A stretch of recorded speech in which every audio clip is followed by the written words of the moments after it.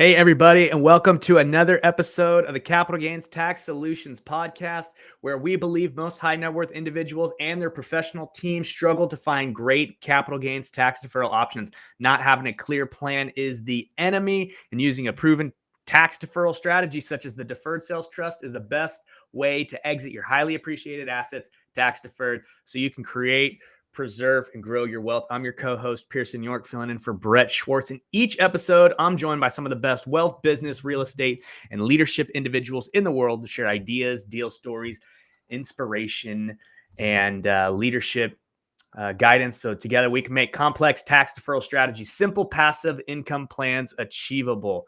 We're streaming on expertcresecrets.com, Capital Gains Tax Solutions YouTube channel, the Kingdom Luxury Realty YouTube channel, and the Kingdom Luxury Realty Facebook channel. Our next guest has already been a guest on the show. He's a real estate multifamily syndicator, expert in his field. Eddie Austin. Eddie, how you doing? Welcome back. Man, I'm doing great. Thank you so much for having me back. I'll tell you, man, the first episode was just mind blowing. And I'll be honest, when we left, we wanted to do so much more. So I'm happy to be back because I got some questions. You know, you don't know what you don't know until you get around people like you and Brett. And then at that time, you feel like the glass is half full. Let's fill it the rest of the way up with knowledge. And yeah, absolutely. you guys are Absolutely. great at what you do. Fantastic. So guys, to hear, if you guys listen to the show for any number of episodes, you know, there's a flow that we stick to. But we've already had Eddie on. So if you want to hear Eddie's backstory and his full gifts and all that, you guys can go back and listen to that episode. But Eddie, just a real quick, brief synopsis of the last show for people if they didn't hear it and they don't want to go back or they don't have time. Yeah, so we went over my background. Me and my wife started in the single family fix and flip era, low door count multifamily. We both come from the industrial space, and multifamily was the answer to create wealth.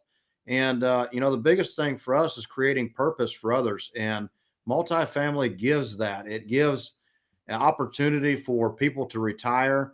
It gives people the opportunity to sell a business and put the money into some type of another asset like passive income, multifamily real estate.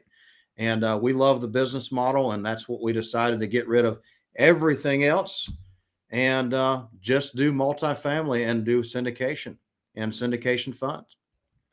Awesome. Okay. So, so for those of you who want to learn more about Eddie's background and everything, go listen to that other episode. So, all right, Eddie, you had some questions. So Yes. Let's fire these bad boys off and maybe just a little bit of background about where these questions are stemming from. So we went to a real estate conference and we met a lot of great people. And during that time, I had several people that approached me and said, well, you're a business owner. You own multiple businesses yourself, not just real estate. And what if I was to sell my business, how could I invest that into your fund? Now, I've even had people that sold properties and called and said, can I invest a 1031 into your fund? And to be honest, I talked to my legal professional and he said, no, Eddie, there's maybe ways to do it, but it's very complex. The 1031 is for selling a property in a certain period of time, investing in another property that has a higher basis value. So, we're kind of stuck at that point. So I didn't really have the answer. I didn't like that. So then after discovering you all's podcast and discovering there is ways to do this. And at that time, my mind was left with, I got to learn more because we want to be able to create value to the people that approach us. Yeah, absolutely. So let me ask you a question.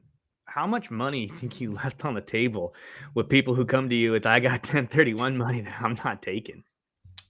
Millions. Millions. I mean, I had one person call. They had probably, I think they had $6 or $7 million in a 1031. And Jeez. let's see. I mean, we all faced it. We faced it ourselves head on.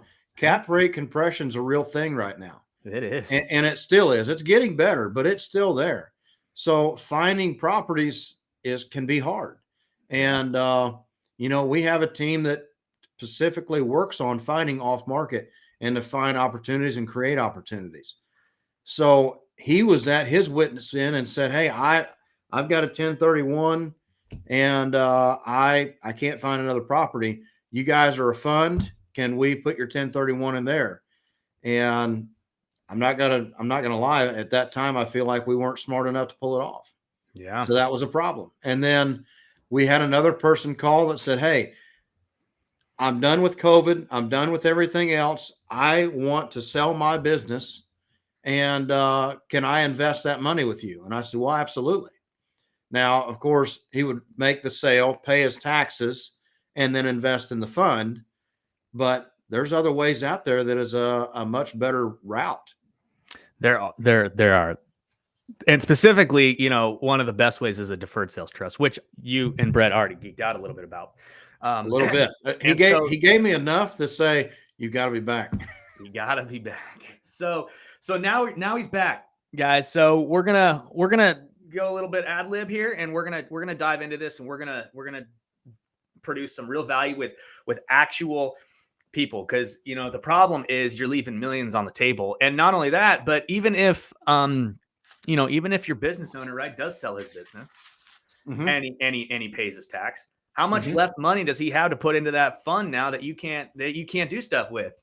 Right. So it's all around better to maximize everything. So for real estate syndicators and for people who are managing funds, this is a phenomenal strategy. So buckle up, guys, because this is going to be a good one. So, all right, Eddie, let's start firing off some questions, man. Let's go.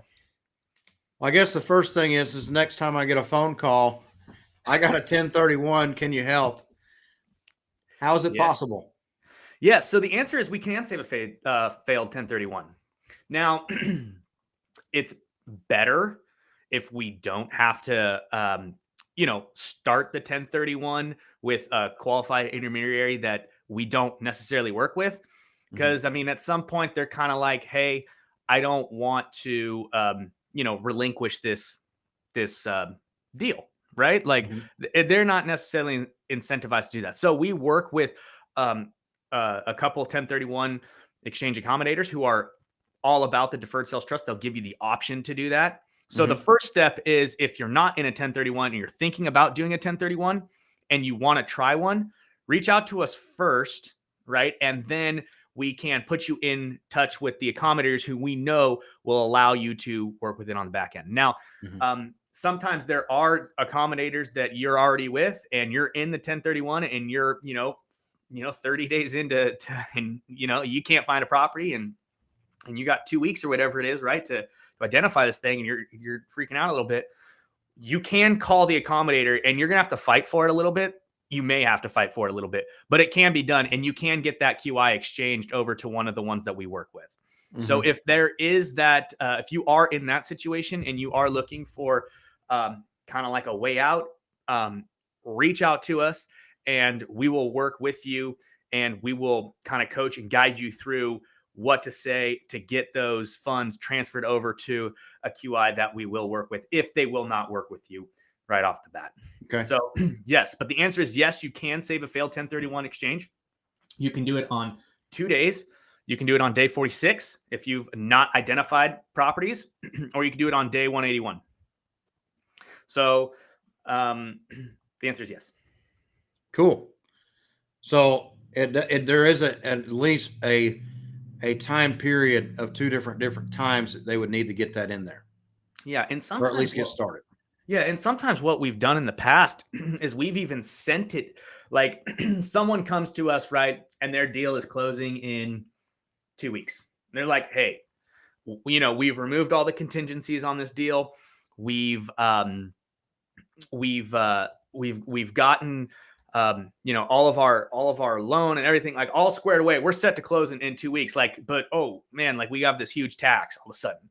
Like, how can we defer this?" And it's like, okay, well, maybe what we do you're lined up for a 1031 already. So maybe what we do is we just put it into the 1031 exchange accommodator that we work with, right? Mm-hmm. And then we just wait until day 46. And that just, what that'll do is that'll buy us time, Mm-hmm. right? And still give you flexibility in the options. We're very big on the flexibility, right? The options. Like that's one of the main things is we don't want this restrictive stuff. We don't want time constraints. We don't want like kind constraints. We don't want, to have to sell a business, pay the tax to go into your fund. We want to just sell the business and go into your fund.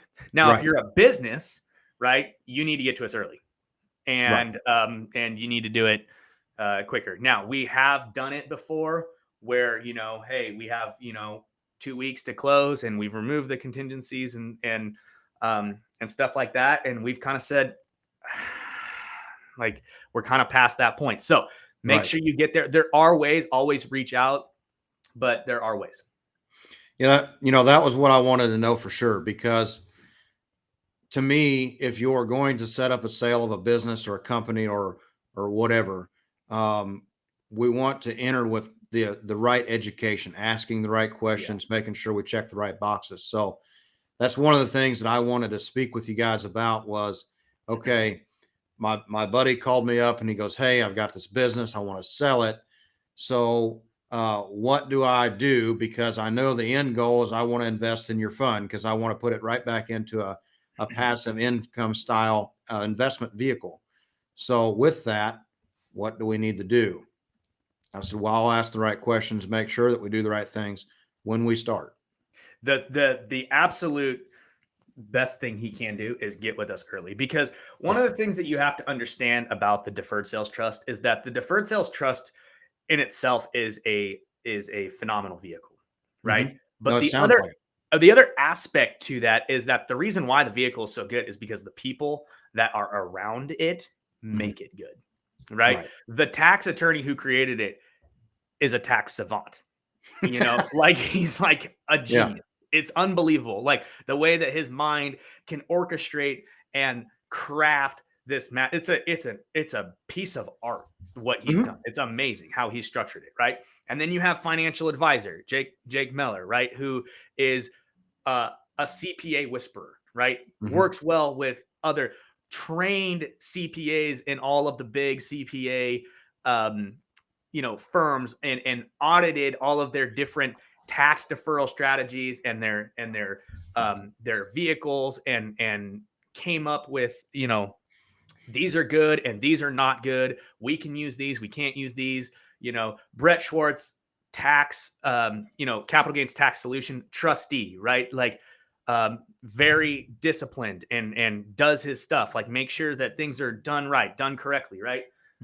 You have the bankers, right? And you have all of these people that come alongside you that help craft this not just deferred sales trust strategy. That is a huge part of it, but there are other strategies as well that we craft this picture and this like puzzle, like a Rubik's cube, like, so I do some of the Rubik's cube, right? And then I pass it to Jake, right? And then Brett does some, and then he passes it to Todd, and then Todd does some, and he passes it to whatever, right? And we build this picture. And so getting in early is super important so that you can, number one, build trust with the people, right? And number two, so we can craft the best strategy for you.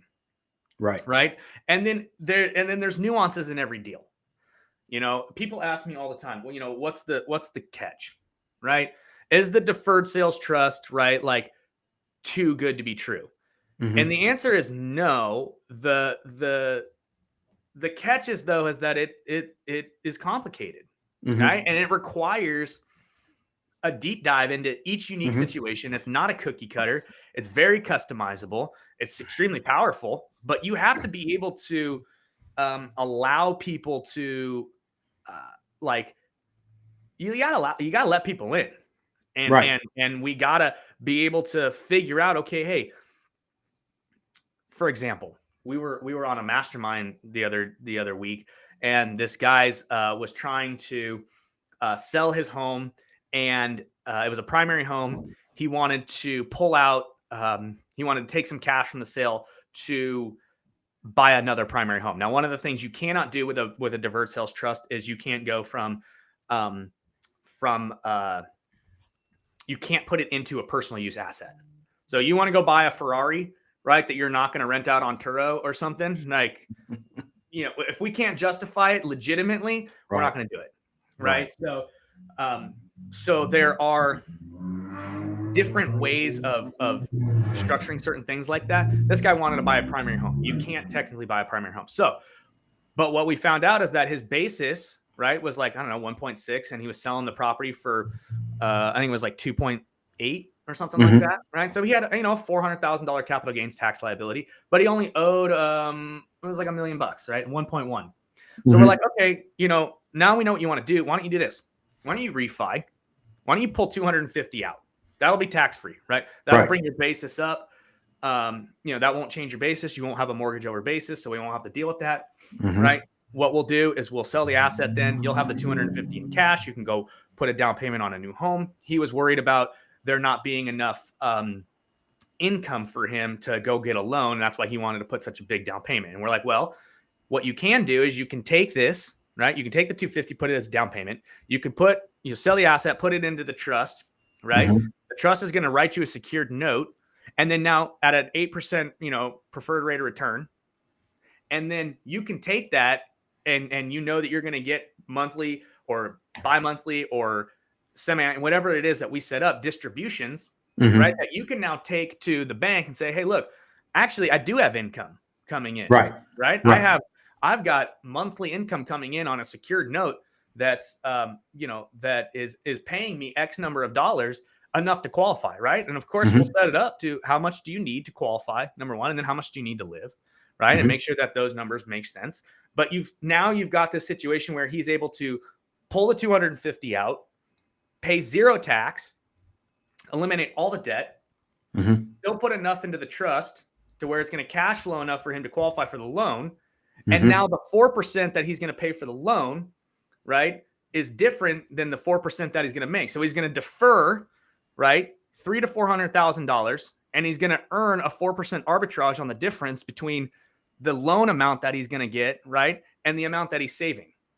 And he's pulled the money out tax-free. So it just takes working that strategy, right, in order to figure out, okay, what is the best solution for you? So, that is brilliant. I mean, brilliant. To add something, so many times, how do I say this? So many times you see people say, well, becoming wealthy, has no tax advantages. Well, it all becomes how you make your money. I mean, if you use debt and leverage debt, you have depreciation. Your asset is appreciating. So, you're buying an asset, you're repositioning in it, and then you're using the appreciation, silently. It's just growing more and more. It's getting, it's going to be worth more money when you sell it or refinance it. And your refinance is tax-free, just like you said. So no, 1 to 4 family assets, they don't make sense. You go buy a 5-family or a 30 unit or 100 unit building. You can make a ton of money and it's tax deferred. Yeah, absolutely. And all we do is just read the rules of the government. The government says all we're doing is abiding by the rules. Right. The cool thing about the Deferred Sales Trust is somebody's been smart enough to crack the code. Right. They just put it together. Yeah. All they did was, okay, so you say I can do this and do this and do this. Okay, well, let's make it just do this and we'll call it this. Yeah, absolutely. And that's why there's been, a 26-year track record, 3,000 plus closes, 12 random audits have happened with people that have had a deferred sales trust. All 12 of those audits was no changes, no findings. That's like a home inspector coming into your house and saying it's perfect. Don't change anything ever. Yeah, It's good. Right. Not only the 12 random audits, but they had 2 formal audits from the IRS where they flew out the entire team that created it and the estate planning team and laid everything out on a whiteboard and went through it. And they said no changes, no findings, not once, but twice. The first time they thought, you know what, maybe we missed something, it's too good. And they came back and they did it again. And they're like, nah. That's impressive. And then it was audited again by FINRA. So I get people all the time who ask me, oh, well, is this even legit? Because they haven't heard about it, right? Mm-hmm. And they're like, well, here's the track record. Here's the legitimacy of it. Here's the IRS reports. Like, you tell me. Like, is it good enough? Is it good enough? Batting 1,000? Like, when's the last time you had an IRS audit that was no changes, no finding, let alone 12 of them? I don't know many people that don't do that. I think, if I remember correctly, I think Grant's been audited a few times. And I think at one point he maybe threw some money at him just to say, here, you found something. But that's impressive. Yeah. So anyways, all right. So what's next? So, so with that, we need to get him in early. We need to say, hey, these are the people we need to talk to. The entity that you're going to invest in is going to be JE Capital when we're all said and done. But the first thing we're going to do is set up this entity. We're going to go through it. So kind of walk me through if we're going to sell a $10 million business, and what are the things that we need to do. So we identified the end sponsor as JE Capital. I'm sure it's not as simple as that. So first of all, we already touched on it, but it's set up a strategy call with us, right? You have a deal, right? Set up a strategy call, because there's a lot of nuances with it. Okay. Right. It depends. How is the business structured, right? Is it a C corp? Is it an LLC? Is it a partnership? Is it sole like, how is this structured? First of all, right? Are there stocks? Like what's the situation? Right. So once we've gotten in and we figured out the best way to go, right? The actual mechanics on how the thing works is a super high level overview. Essentially what's going to happen is we're going to line up the end buyer, right? The ultimate end buyer, right? Before we close, okay, we're going to interject Capital Gains Tax Solutions as an unrelated third-party trustee, Brett. Okay. Mm-hmm. So we're going to determine the ultimate sales price, which is what we said, $10 million, right? Mm-hmm. So Brett is going to buy the business for $10 million. Okay. And then we're gonna turn around and we're gonna sell it to the ultimate buyer for $10 million, and they're gonna fund the deal, however they're gonna do it, whether it's cash, whether it's finance, whether it's whatever it is, right? They're gonna fund the trust with money, okay? And then the trust, right? Once the dust clears, right, the end buyer walks away with the business, right, and the trust is left with the funds, okay? That's been exchanged, everything. Now the trust turns around and writes the seller a note. Depending upon what we discussed, previously and their goals and whatever, right? Anywhere between 6 to 8% preferred rate of return, depending upon their risk tolerance, right? And then we can go ahead and we could say, okay, now where do we want to put the funds? Right. Now, this is something that's super important. 20% of the funds must stay in liquid grade security assets. Because we, as the trustee, right, and the trust owe this note at a preferred rate of return of 6 to 8%. Okay. We owe you, Eddie, if it's $10 million, we owe you, 10 million plus 6% annual return for 10 years, right? That's our note. That's our seller carryback note. Right. And we need to be able to pay you that if we put everything into an illiquid asset or fund where there's no sort of it's a risk, and it could we don't want the risk of the trust defaulting, if that makes sense. So we have to have some liquidity in order to pay off. Now that is not a standard IRS rule. That is a rule that we have developed internally in order to maintain the integrity of the trust so that we don't default on any of these loans, because if that happens, then we could blow the entire structure up. Right. So we have to keep that 20% liquid so we can service our note. Okay. So I got it. I asked the question again because I wanted people to understand that they need professionals like you to answer these questions, because just as simple as that. Is it an LLC? Is it an S corp? Is it a C corp? Do you have stocks? All these are, I don't want to see people try to go out here and do it on their own. They need to contact people like yourself. So Yeah. that's why I kind of wanted to drive that question home, because some people will learn a little bit and they'll say, oh, I can do this. And they might get themselves in trouble because you don't know what you don't know. So Yeah. getting a No, hold of like professionals, doing the right thing is the right thing to do. During that, you had said something that did, one of the podcasts that I listened to, the buyer, they were paying all cash. And I asked the question, does it need to be all cash or can they use traditional debt, institutional debt? What is they that? finance however they want. Okay. Yeah, I don't care. As long as the cash goes in there, right? Right. You don't care where it comes from as long as it's in there. I mean, I care if it's cartel money. Right. Yeah. Right. I'm not trying to get a bunch of like Coke money out there. That's like, Right. like Right. funding our This ain't a things. money laundering camp. Yeah. I'm not trying to get Breaking Bad over here. Like, Right. but however they're going to legitimately finance the deal. Like, yeah, well, for sure. Okay. Whatever. So that answered my question. Yeah, absolutely. So, anyways, but yeah, then 80% of the funds can be invested in whatever you want, as long as the deal makes sense. And Right. this is another key piece. A lot of people are like, oh, well, you give up, your control.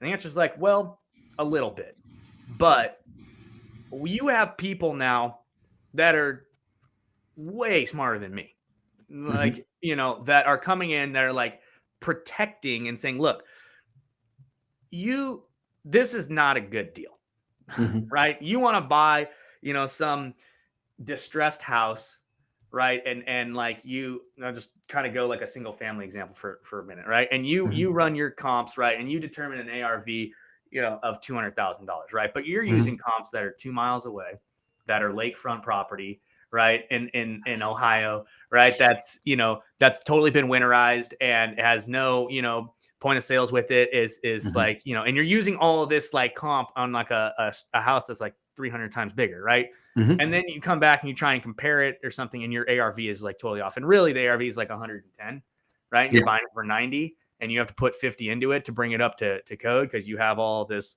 stuff that you got to do. We're gonna be like, hey, that's really not a good deal. Like you should no, you should not do that. Well, that brings up another good thing. That exact example, I thought I was in the middle of the 2008 through 10 economy crash and the housing bubble. That made me really think. And I thought, well, we won't have another one of those because we're smarter now. The banks are smarter and everything else. Well, just that exact example. Okay. The appraised value of such home that was 2 miles away is probably fake appreciated to a ballooned level. Yeah. And then you go buy it for that X number of dollars. And then the economy comes back down to where it should be. And then at that time, you have $40,000, $50,000, $60,000 in an asset that was a fake appreciation because it was based off sales comps of what everything's selling for and not what they can sell for now. And now you have a loan on that and you're in trouble. Yeah, it's so all that being said, right? Like there are certain, and it's all based upon your risk tolerance, right? If your risk tolerance is like, hey man, I'm gonna go, balls to the walls, and I'm scared money don't make no money, and I'm gonna YOLO everything into Dogecoin, and I'm 22 years old and I just want a Lamborghini, whatever, right? Like that's what you're thinking about. Yeah. That's a totally different risk profile, right? Than the guy who's super wealthy, made his money. It's in super secure, conservative assets that he's now trying to capitalize on, like the appreciation that has happened over, a decade. And he's fully depreciated out and he's just ready to be done with the tenants, the trash, the liabilities, right? And he wants to protect his downside. Right. There's two very, very, very different investment strategies. One's using a very conservative portfolio, diversified of, your standard, mutual funds, ETFs, like those types of things, right? You're putting it in the S&P and that type of strategy, right? Maybe even like a little bit of bonds here and there, although we would probably recommend against those. But, there's that. And then, the other guy's like, well, hey, Elon just bought Twitter, so buy it all, right? Yeah, buy it all, right? Buy it all. You'll never hear me talk about stocks, bonds, mutual funds, cryptocurrencies in a positive manner. I am not that. And mostly because I've seen the horror stories. I've been involved with people that their sole retirement was relied on stocks, bonds, and mutual funds, and they lost it. Yeah. And they had to go back to work. It was a terrible thing. And then crypto, if I don't understand it 100%, I don't invest in it. And crypto is a different situation altogether. That's a whole different podcast. It is, for sure. But yeah, sure. I mean, I've seen some crypto millionaires coming out of nowhere who put 50 grand in and went to 50 million. They actually did a deferred sales trust because you can do a DST with crypto. Yeah, she put 50 grand in like 10 years ago, shot up to 50 million. Now she's just straight Bitcoin. Yeah, it's just like overnight. Now she's a smart girl. Right? Yeah. And she deferred. But she was probably educated in that sector. At least not dumb. Yeah, put it that way. Right. Like she knew what she was doing. She worked for a highly well-known tech company that I won't say, but anyway, she she took 5 million of it, right? Did a deferred sales trust, deferred about 1.85 million in tax. Ended up putting that into a business venture with her roommate in college where they do like education, like nonprofit education for kids in other countries. And it's a pretty cool, like little story that they're doing. But that's cool. Deferring 1.85 million in tax that, they're given to the government who's doing, no one knows what they're doing. Like, so, even no one, like that makes no sense. So it's like, we're better stewards of those resources right now. So we'll keep those. Thank you. Absolutely. So absolutely. Anyway, but yeah, so we're kind of getting to that time crunch there. So what other questions do you have? And I'll try and answer them real quick. Honestly, I think you've answered about everything. The first thing was the 1031. The second thing was the cash or debt.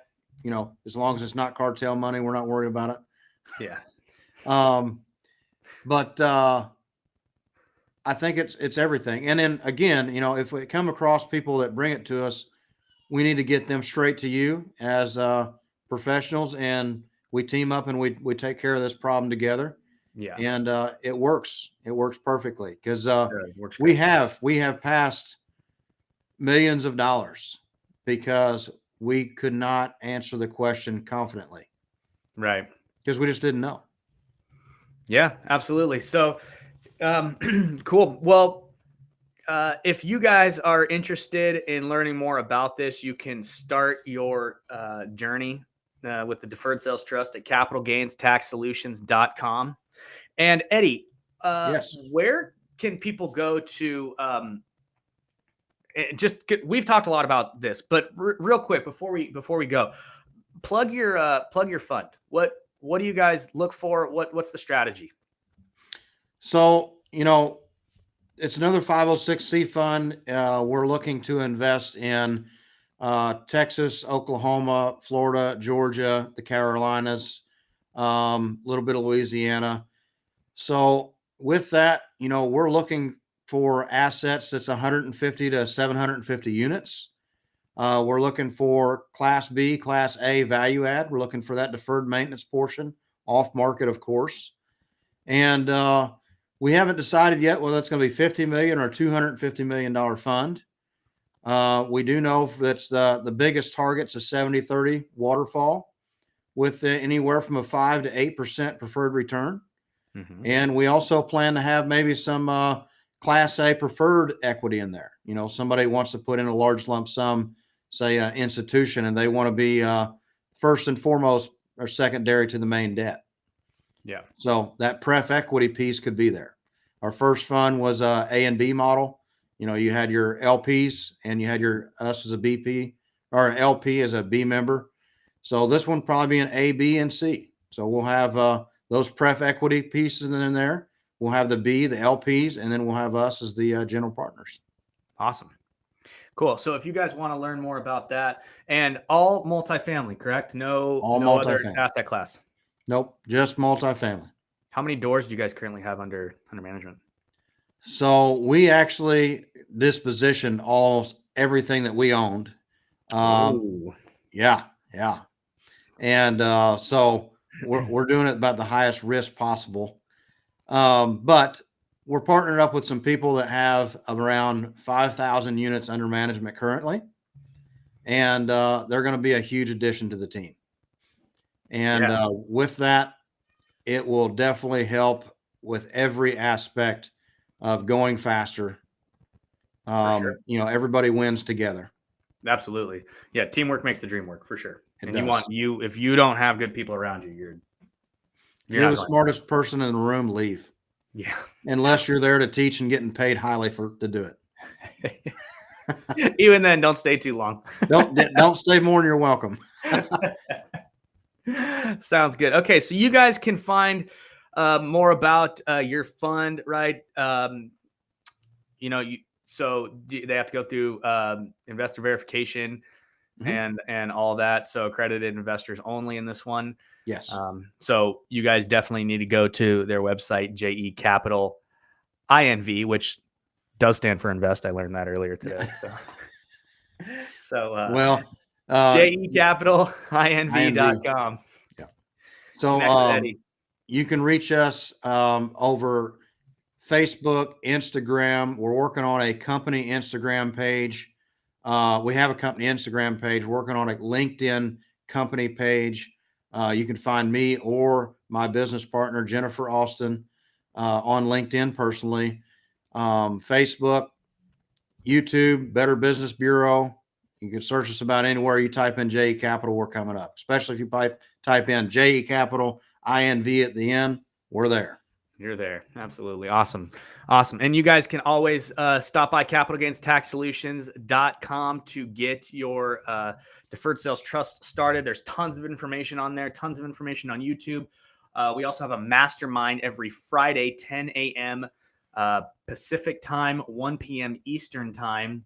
And you can sign up for that at capitalgainstaxsolutions.com. Eddie, I'll definitely send you the link to that so you guys can pop on.